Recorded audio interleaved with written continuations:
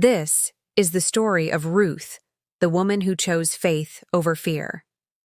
Long ago, in the days when the judges ruled Israel, a famine swept across the land of Bethlehem. A man named Elimelech took his wife Naomi and their 2 sons to live in the country of Moab. Ruth 1:1-2. But tragedy came swiftly. Elimelech died. And later, both of Naomi's sons also died, leaving Naomi and her daughters-in-law, Ruth and Orpah, widowed and heartbroken. Ruth 1:3-5. Naomi decided to return to her homeland, Bethlehem. She urged both women to stay in Moab. Through tears, Orpah kissed her goodbye, but Ruth clung to her. With unshakable devotion, Ruth said, Ruth 1:16-17, "Where you go, I will go, and where you stay, I will stay. Your people will be my people, and your God, my God. Where you die, I will die, and there I will be buried." Ruth chose faith over comfort and love over logic. Together, they journeyed back to Bethlehem, 2 widows, trusting in God's unseen plan.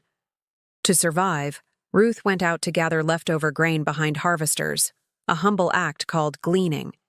By divine design, she found herself in the field of a kind and noble man named Boaz, a relative of Naomi's late husband. Ruth 2:3. Boaz noticed Ruth's humility and kindness. He said to her, Ruth 2:12, "May the Lord repay you for what you have done. May you be richly rewarded by the Lord, the God of Israel, under whose wings you have come to take refuge." Ruth's character shone brighter than her poverty. Her reputation reached Boaz's heart, a reminder that virtue never goes unseen by God. Following Naomi's wise counsel, Ruth approached Boaz one night, humbly asking him to redeem her, a right given to close relatives. Boaz, moved by her loyalty, promised to do so honorably. Soon, Boaz took Ruth as his wife, restoring both women's dignity and hope. Ruth 4:9-10-13. Ruth bore a son named Obed, who became the grandfather of King David, the royal line from which Jesus Christ would come.